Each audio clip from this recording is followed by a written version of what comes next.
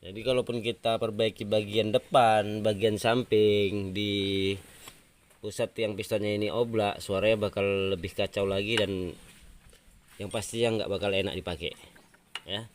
Jadi di sini mungkin makan biaya yang agak banyak, sedikit lumayan. Kawan, kita cek PR hari ini yang harus kita kerjakan hari ini yang baru diantar. Ini ada Suzuki Smash. Kondisi perawatan mesinnya kita cek dulu mesinnya seperti apa.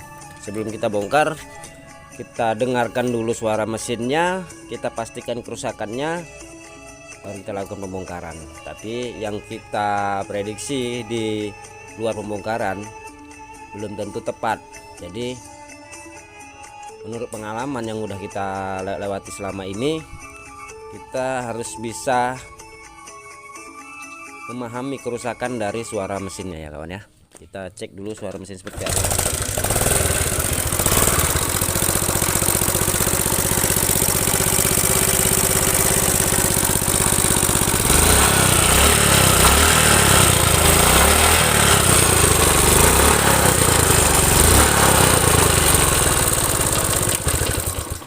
Jadi di sini bisa kita simpulkan bahwasanya tiang sokarnya juga, tiang pistonnya udah oblak, piston juga udah oblak, udah berasap di bagian ring pistonnya.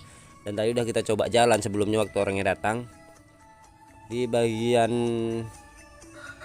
respon tenaganya di bagian sporket atau pengeklosnya udah haus, jadi perlu dilakukan pergantian di bagian kampas ganda ataupun di bagian kampas kopling. Tapi sebelum kita positifkan, kita bongkar dulu karena di situ ada mangkok kampas ganda juga yang biasanya juga aus. Di situ nanti kita cek, nanti kita lihat seperti apa isi mesinnya. Yang positif ini adalah motor ini berasap, suaranya garau. Yang positif suara lahar kurasnya dan tiang pistonnya juga udah oblak. Jadi kita lakukan pembongkaran. Untuk di motor Beat ini alhamdulillah udah kita lakukan pemasangan, udah hidup kan kawannya, oli juga udah naik.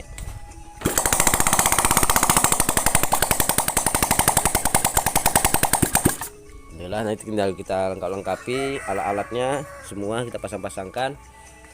Untuk motor Suprapit ini keluhannya ada di bagian rembesan oli nih ya, di bagian seal magnet, karena terdapat rembesan-rembesan oli di sini banyak. Kita lihat ya.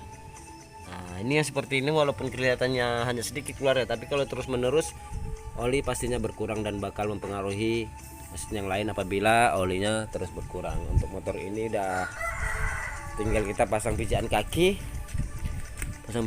Mesin udah selesai. Motor ini CDI-nya mati. Mesin udah oke, udah selesai. Dan tinggal pergantian di pengapiannya, ini CDI-nya mati semalam. Ini MX udah selesai, tinggal pasang piringan cakram. Mesin udah hidup normal.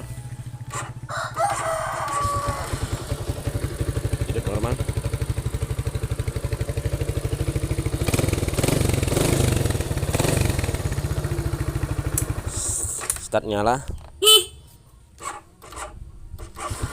Starter hidup. Ini yang semalam melakukan pergantian tiang piston, blok serta yang lain-lainnya udah selesai. Tinggal melakukan pengelasan di bagian knalpot dan menunggu orang yang jemput. Ini yang minta setel basah semalam, udah kita setel basah nih, tapi belum dijemput sampai sekarang ya. Nah, oke. Jadi kita hari ini fokus di 3 motor ini aja ya. Ini untuk dilengkapi luar-luarnya, ini udah tinggal pemasangan, serta penyetelan. Ini mau bongkar mesin, kita cek dulu seperti apa kerusakannya dalam, dan itu sedikit aja hanya di bagian seal magnet aja ya. Jadi ini perlu kita bongkar duluan untuk memastikan kerusakannya dan kita sampaikan kepada pemiliknya. Lanjut nanti kita bongkar.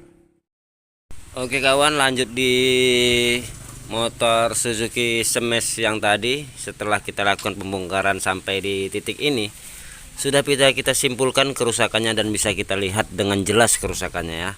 Seperti ini di bagian kampas koplingnya udah haus. Kita lihat juga di bagian bangkok sprocketnya sudah jauh temakan, udah haus. Yang utama ada di tiang piston ataupun tiang kuras ya. Kita lihat suaranya. Ini kita lihat. Ini kita tokok sedikit. Dan ini udah cukup oblak. Nah, inilah udah bunyi kali. Kita putar pun juga udah sangat terasa suara mesinnya. Nanti mudah-mudahan yang punyanya lihat dan kita kabarkan untuk dia kemari melihat kondisi mesinnya. Di bagian blok piston ini sudah habis oversize ya kawan-kawan ya. Udah habis, sudah terlalu besar pistonnya. Udah di oversize 150. Jadi ini udah mungkin kalau diboring lagi nggak bisa. Dan di bagian rantai temeng yang sebenarnya memang udah nggak layak dipakai, seharusnya udah wajib diganti, tapi di sini sudah dilakukan pengganjalan di bagian tensionernya ya. Di las ini kelihatan di las. Jadi seharusnya memang temeng ini udah nggak bisa dipakai, tapi untuk sementara waktu mungkin diganjal dulu. Jadi kita lihat ya bagian tiang kurasnya. Suaranya udah cukup oblak. Klek klek klek klek klek klek klek klek. Jadi seandainya pun kita lakukan pergantian piston boring, tetap lebih parah dari biasanya. Grenanya rusak boy. Jadi kalaupun kita perbaiki bagian depan, bagian samping, di pusat tiang pistonnya ini oblak, suaranya bakal lebih kacau lagi dan yang pastinya nggak bakal enak dipakai ya.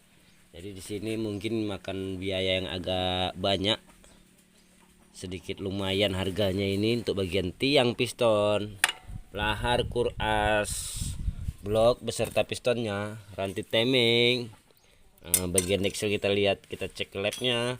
Ini udah jelas di bangkok sprocketnya ini ya, di loncengnya dan kampas kuplingnya. Apalagi ini semes loncengnya Suzuki, beda harganya dengan Supra ya. Dia harganya sedikit lebih tajam dibandingkan Supra. Udah, ini kita lihat rantainya kok bisa nggak lepas ya dipakai tadi sama yang punya ya. Udah nggak ada lagi sambungannya ini.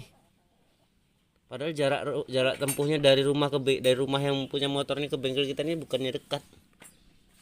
Bisa nggak lepas nih ya. Memang hebat juga ini motor smash ini, si gesit irit ini. Oke, sekedar ini aja dulu info buat pemilik motor. Mudah-mudahan nanti bisa dikunjungi dan kita lihat lagi isi mesinnya seperti apa. Dan buat rekan-rekan lain mudah-mudahan bermanfaat. Bila tip daya. Assalamualaikum warahmatullahi wabarakatuh.